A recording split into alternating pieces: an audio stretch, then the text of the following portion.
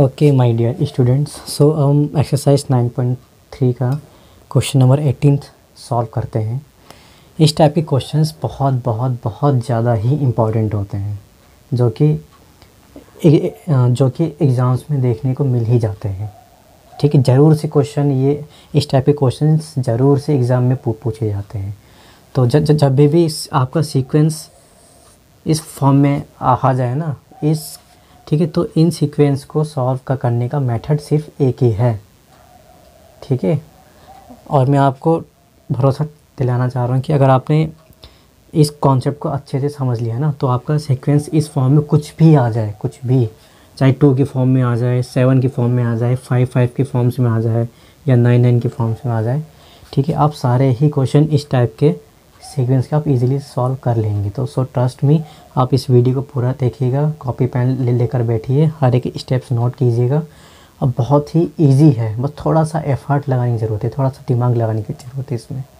ठीक है, तो ये आपका पहले तो मैं कहूँगी वेरी वेरी इंपॉर्टेंट क्वेश्चन। ठीक है, अब देखो आपका यहाँ पे देखो सीक्वेंस दे रखा है किस फॉर्म में, 8,88,88,88,88 अप टू सो ऑन। ये सीक्वेंस ऐसा चलता ही जा रहा है। तो सबसे पहले हमको ये देखना पड़ेगा कि हमारा सीक्वेंस एपी है कि जीपी है। देखो कुछ यहाँ पे सीक्वेंस हमारे केवन तो है नहीं। सो एपी देखने के लिए हमको क्या मालूम होता है कि second term minus first term क्या होती है, हमारा कॉमन डिफरेंस होता है। यानी कि देखो second term minus first term क्या आ रही है, 88 माइनस 8 मतलब 80, और third term minus second term क्या आ रहा है, 888 माइनस 88 जो कि 800 आ रहा है। ठीक है, तो एपी जस्टिफाई करने के लिए हमारे पास कंडीशन क्या होती है, A3 माइनस A2 ये इक्वल होना चाहिए A2 माइनस A1 के, जो कि यहाँ पर इक्वल नहीं है। ठीक है, तो ये सीक्वेंस आपका एपी भी नहीं है। ठीक है, अब और जीपी फाइंड करने के लिए, जीपी के लिए देखो क्या होता है कि second term upon first term, so 88/8, यहाँ से हमारा कॉमन रेशियो क्या आ जाएगा 11, और third term upon second term, यहाँ से हमारा कॉमन रेशियो क्या आ रहा है 11 पॉइंट कुछ आएगा ना। तो ये हमारा सीक्वेंस जीपी भी नहीं है। ठीक है, तो अब हम क्या करें, तो ये इस टाइप के क्वेश्चन सॉल्व करने के लिए सिर्फ मेथड एक ही है। ठीक है, जो कि हम इस रिजल्टिंग सीक्वेंस को हम जीपी में कन्वर्ट कर रहे हैं और उसके अकॉर्डिंग हम सॉल्व करते जाएं। तो उसको अच्छे से समझिए, दिमाग खोल कर बैठिएगा बस। ठीक है, तो देखो हमको सम फाइंड करना है। पहली चीज़ तुमको यहाँ पे क्लियर हो गई, यानी कि SN सम फाइंड करना है। ठीक है, अब आपको यहाँ पर दे रखा है ये सीक्वेंस 8, नहीं, सबसे पहले मैं आपको कहूँगा कि आपका सीक्वेंस यहाँ पे क्या दे रखा है। सीक्वेंस आपको यहाँ पर गिवन है 8,88,888,8888, ठीक है, अब आपको क्या फाइंड करना है, सम टू n टर्म्स, यानी कि SN फाइंड करना है। ठीक है, तो अब ये आपके सीक्वेंस के जो टर्म्स हैं ना, तो अब इनका इंडिकेटेड सम हो जाएगा। ठीक है, तो 8 + 88 + 888 + 888, ओके। तो इस सीक्वेंस का सम क्या हो जाएगा, इस पूरे टर्म्स का इंडिकेटेड सम। हो गई बात। चलो अगला स्टेप बहुत इम्पॉर्टेंट है। ये स्टेप हमने क्या किया, इस पूरी सीक्वेंस से हमने 8 को कॉमन ले लिया। जब हम 8 को कॉमन लेंगे तो अंदर क्या बचेगा, 1 + 1 1 + 1 1 1 + 1 1 1 1 + ... ओके। ठीक है, बस ये दोनों स्टेप्स आपको देखने हैं यहाँ पे, वेरी इंपॉर्टेंट स्टेप है ये, इसमें आप टिक मार लीजिएगा। यही स्टेप आपको समझना है। सीक्वेंस आपका कुछ भी हो यहाँ पे, चाहे 8,88,888 की फॉर्म में है, इसके अलावा यहाँ पे कुछ भी हो सकता है, 7 कोई भी नंबर हो सकता है। इसको सॉल्व करने का सिर्फ एक ही तरीका है, जो कि अब मैं यहाँ पे बताने जा रहा हूँ। ठीक है, तो देखो हमारा सीक्वेंस क्या था, 8,88,888 अप टू सो ऑन। तो हमने 8 को कॉमन लिया, अंदर क्या बचा 1 + 1 1 + 1 1 अप टू सो ऑन। सो अब देखो हमें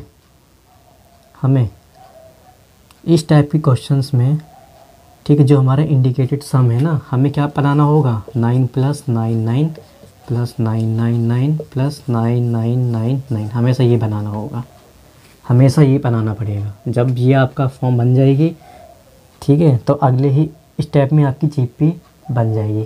कैसे, देखो अब ये फॉर्म बनाने के लिए मैंने क्या किया, इस पूरी सीक्वेंस में 9 से मल्टीप्लाई किया और 9 से डिवाइड किया। ठीक है, ये स्टेप बहुत ही इंपॉर्टेंट है। सो 8/9 × 9, मैंने 9 से मल्टीप्लाई और डिवाइड कर दिया। सो 1 + 1 1 + 1 1 1 + 1 1 1 1 प्लस डॉट डॉट डॉट। अब इस 9 की मल्टीप्लिकेशन अंदर हम ब्रैकेट में कर देंगे। अगला स्टेप 8/9, ये आपका हो जाएगा 9 + 99 + 999 + 9999 अप टू सो ऑन। आगे बात समझ में? बस अब इसके बाद से एक और इम्पॉर्टेंट कॉन्सेप्ट आ गया, यहाँ पे स्टेप आ गया एक और। जब भी इस फॉर्म में आपका सीक्वेंस आ जाए, ठीक है, इस फॉर्म में आ जाए, तो आपको क्या बनाना है, मैं इसको ये नहीं लिख सकता हूँ 9 को 10 - 1 और 99 को मैं क्या यहाँ पे लिख सकता हूँ 100 - 1 और 999 को यहाँ पे मैं लिख सकता हूँ 1000 - 1। तो वैसे ही मैं इसको यहाँ पे ब्रेक करूँगा। Sn = 8 - 9, 9 को मैं यहाँ पे लिख सकता हूँ 10 - 1, 99 को लिख सकता हूँ 100 - 1, 999 को मैं लिख सकता हूँ 1000 - 1 और 9999 को यहाँ पर मैं लिखूँगा 10,000 - 1 एंड सो ऑन। आगे बात समझ में बिल्कुल आ गई। ठीक, ये आपका कहाँ तक जा रहा है, n टाइम्स तक जा रहा है। क्यों? क्योंकि हमको देखो सम टू n टर्म्स फाइंड करना है ना, सम टू n टर्म्स। तो ये आपका कहाँ तक जाएगा, ये आपका n टर्म्स तक जाएगा। ठीक है, into n n n। Okay, चलो अगला स्टेप है आपका 8/9। अब देखो यहाँ पर देखो क्या क्या है, 10 है, प्लस का 100 है, प्लस 1000 है, प्लस 10,000 है, ऐसे ही आपके चलते जाएंगे एडिशन। ठीक है, तो क्या मैं इनको एक साथ लिख सकता हूँ 10 + 100 + 1000 + 10,000। ठीक है, इसको मैंने क्या किया, एक साथ यहाँ पे लिख लिया। अब प्लस, अब देखो यहाँ पर -1 कितने टाइम्स ऐड हो रहा है, ये आपकी टोटल टर्म कितनी है, n टाइम्स है, तो -1 भी तो आपका n टाइम्स होगा ऐड, बिल्कुल होगा। अगर 2 आपका 4 टाइम्स ऐड हो रहा है, तो क्या इसको मैं ये नहीं कह सकता हूँ 2 × 4, चाहे ऐसे भी आंसर आपको 8 देगा और ऐसे भी आपको देगा आंसर 8। और 3 अगर आपका 3 टाइम्स ऐड हो रहा है, तो इसको मैं ऐसे नहीं लिख सकता हूँ 3 × 3 टाइम्स यानी कि 9, ऐसे भी आंसर 9 देगा और ऐसे भी देगा। अब अगर 3 आपका n टाइम्स ऐड हो रहा है, n dot dot dot plus n times, तो क्या मैं इसको ऐसे नहीं लिख सकता हूँ 3 × n मतलब 3n। ठीक है, और 2 आपका अगर n टाइम्स ऐड हो रहा है, तो उसको मैं ये भी तो लिख सकता हूँ 2 × n। बिल्कुल वैसे क्या हो रहा है, -1 आपका, मैंने मान लिया कि -1 यहाँ पर n टाइम्स हो रहा है ऐड। ठीक है, तो -1 × n। आगे बात समझ में, -1 यहाँ पे n टाइम्स हो रहा है ऐड। सो इतना नोट करिए पहले। अब देखो जो हम सीक्वेंस लाना चाह रहे थे, वो सीक्वेंस हमको यहाँ पर मिल गया है। इतनी जो मेहनत करी हमने यहाँ पर, यहाँ से लेकर यहाँ तक, वो हमने इस सीक्वेंस के लिए की बस। ठीक है, ये आपका सीक्वेंस क्या है, देखो इसका आप कॉमन रेशियो फाइंड करो। ये सीक्वेंस आपका जीपी में आ चुका है। कॉमन रेशियो क्या होगा, देखो second term upon first term = third term upon second term, दोनों इक्वल आनी चाहिए। ठीक है, तो देखो third term upon second term क्या होगा, 1000/100 क्या होगा 10। और वैसे ही second term upon first term क्या होगा 10। ओके, तो ये हमारा सीक्वेंस कैसा आ गया, ये सीक्वेंस हमारा जीपी में मिल गया है।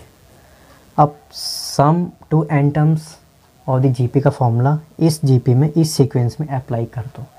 सम टू n टर्म्स का फॉर्मूला इस सीक्वेंस में अप्लाई कर दो। ठीक है, देखो कॉमन रेशियो यहाँ पर हमारा क्या आ गया, कॉमन रेशियो इस सीक्वेंस में हमको मिल चुका है 10। सो r इज़ ग्रेटर देन 10 के लिए हमारा सम टू n टर्म्स का फॉर्मूला क्या होता है, जो मैंने इंट्रोडक्शन वाले पार्ट में आपको समझाया भी है। S N is equal to A into R की power N minus one upon R minus one, where R is greater than one. देखो आर आपका क्या है, 10 है, 10 आपका 1 से बड़ा है, तो ये फॉर्मूला आपका एप्लीकेबल होगा सम टू एन टर्म्स के लिए। हम सिर्फ इतने पार्ट में हम सम का फॉर्मूला लगा रहे हैं। देखो इसमें फर्स्ट टर्म आपकी क्या है, ए आपकी क्या है फर्स्ट टर्म जो कि 10 है, और आर क्या है, आर आपकी 10 है। ये सीक्वेंस भी आपका n टाइम्स हो रहा है add, plus dot dot dot. ठीक है, चलो इसको हम यहाँ पे सॉल्व कर लें। 10 इंटू 10 की power n minus one upon 10 minus one, जो कि किसकी इक्वल आ जाएगा, 10 इंटू 10 की power n minus one upon 9। ये आपका क्या आ गया, सम आ गया इस सीक्वेंस का। तो इस सीक्वेंस की जगह हम पुट कर देते हैं ये वाली वैल्यू कर देते हैं। ठीक है, तो देयरफॉर ये सम आपका क्या आ जाएगा, 8/9,